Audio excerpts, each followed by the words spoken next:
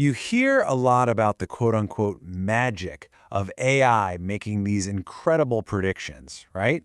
But underneath all that magic, it's really just pure calculus. In this explainer, we're jumping straight into the real engine of optimization.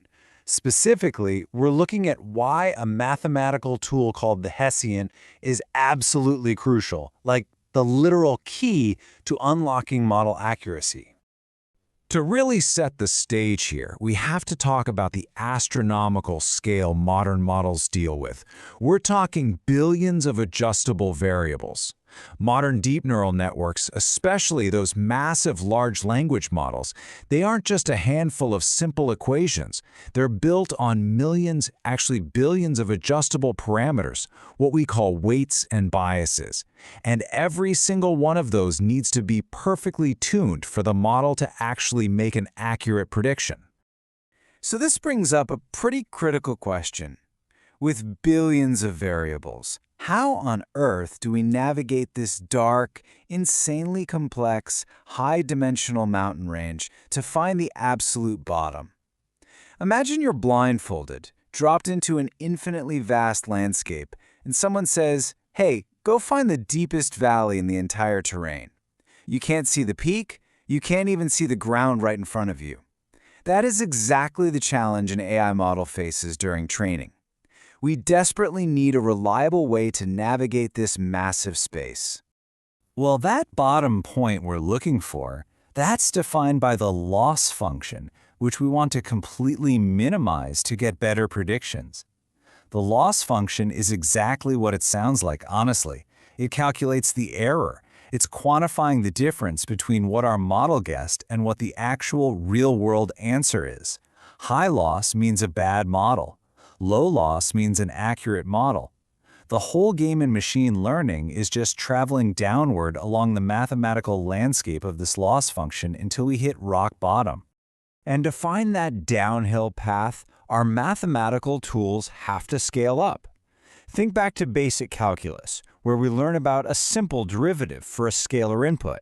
But in ML, we're dealing with vectors with millions of dimensions. Map a vector input to a scalar output, and boom, you've got a gradient. A vector to a vector, that's a Jacobian matrix. But when we want the second derivative, basically to figure out how the gradient itself is changing, that's when we get the Hessian matrix. And this is the tool we are going to rely on heavily. Now, using first-order derivatives, backpropagation essentially feels the slope underfoot to take its steps downhill. It uses the chain rule to efficiently compute partial derivatives, finding the gradient that always points in the direction of steepest descent. Then, an algorithm like gradient descent steps the model forward using a fixed hyperparameter, the learning rate. But there's a huge blind spot here. It only feels the slope exactly where it's standing. It knows absolutely zero about the overall shape of the bowl it's wandering around in. And relying only on that local slope leads us straight into a trap, severe overshooting and wildly inefficient zigzagging. Since gradient descent only uses first derivative info, it aggressively steps down what it thinks is the steepest path. But what if the landscape is actually a narrow ravine? The algorithm will just violently bounce back and forth between the steep walls, instead of cruising smoothly down the center. This totally kills convergence speed and, ultimately, your accuracy. It really turns into this ultimate Goldilocks dilemma. Because gradient descent uses a fixed step size, we're forced to pick our poison. You can use a tiny learning rate for safe steps so you don't bounce off the walls, but computing millions of those microsteps takes forever and costs a fortune in compute. On the flip side, a massive learning rate is fast, but it completely ignores curvature. You just overshoot the valley floor entirely and wreck the model's accuracy. So, here is the million-dollar question. What if our model could feel the curvature, not just the slope?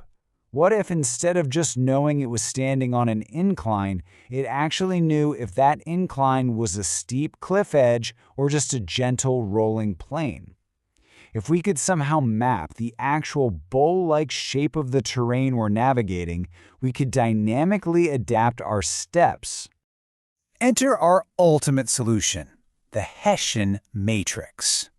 For a scalar-valued function, like our loss function, the Hessian is this massive n by n matrix of all the second-order partial derivatives. It's a game changer because it doesn't just point down, it captures the actual curvature. It mathematically describes the exact overarching bowl shape of the loss landscape in that crazy high-dimensional space.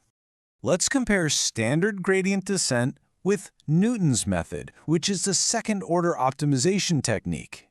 Standard gradient descent just blindly subtracts the gradient using that fixed learning rate. But Newton's method, it takes the inverse of the Hessian matrix and multiplies it by the gradient. By actively bringing the Hessian into the mix, the algorithm is using the true curvature of the landscape to take vastly smarter, fully adaptable steps. To really understand the terrain, we use the eigenvalue test. Say you're at a critical point where the slope is totally flat, 0. The Hessian's eigenvalues tell us exactly where we're standing. If they're all positive, the bowl curves up in every direction. We've found our local minimum. All negative, that's a local maximum. But what if they're mixed? That's a deceptive saddle point. It curves up in some directions and down in others. In massive neural networks, saddle points are super common, incredibly dangerous traps. The Hessian is exactly what lets us spot them and escape. Check this out. On steep, treacherous cliffs, the Hessian actually automatically shrinks the step size to prevent that nasty zigzagging we talked about. When curvature is high, like in tight, steep walls, the eigenvalues of the Hessian are really large. But remember, Newton's method uses the inverse of the Hessian, so those huge values become tiny multipliers. The math literally realizes it's stuck in a dangerous, narrow ravine and scales the step way down so we don't overshoot. And it works in reverse too. Out in flat, safe areas, it expands the step size so the model learns much, much faster. When the landscape is a flat plane with low curvature, the Hessian eigenvalues are small. Take the inverse of a small number and boom, you get a huge multiplier. The inverse Hessian basically acts like an accelerator pedal, letting the model take massive, confident bounds across flat terrain instead of wasting time on tiny, fixed little steps. Now, this directly dictates how accurate your model actually is in the real world. Researchers have proven time and again that flatter minima generalize way better to new data. Sharp minima, the ones with large eigenvalues, they tend to just memorize the training data, but they completely fall apart in real-world applications. Flat minima, which have those small eigenvalues, are incredibly robust. So the Hessian isn't just blindly hunting for any minimum, it's actively guiding the model to the right kind of minimum for actual real-world accuracy. So the main takeaway here is that by acting as a smart scaling matrix, the Hessian empowers the model to actually understand the optimization landscape, rather than just stumbling downhill in the dark. It dynamically adapts to the geometry of the math. It pumps the brakes when precision is needed to avoid bouncing off the walls, and it floors it when the coast is clear. It ensures the absolute most efficient, accurate optimization you can possibly get for a neural network. But of course, there is a catch. If the Hessian is an n by n matrix, and n is billions of parameters, well, computing the full Hessian would literally melt our modern supercomputers. It's just too huge. This incredible computational cost has actually birthed an entirely new frontier called Hessian-free optimization. We're now using really clever math tricks to approximate this curvature without ever having to generate that monstrous matrix. The Hessian absolutely remains the gold standard for AI accuracy. The big question moving forward is, just how much further can we cheat the math to build even smarter models?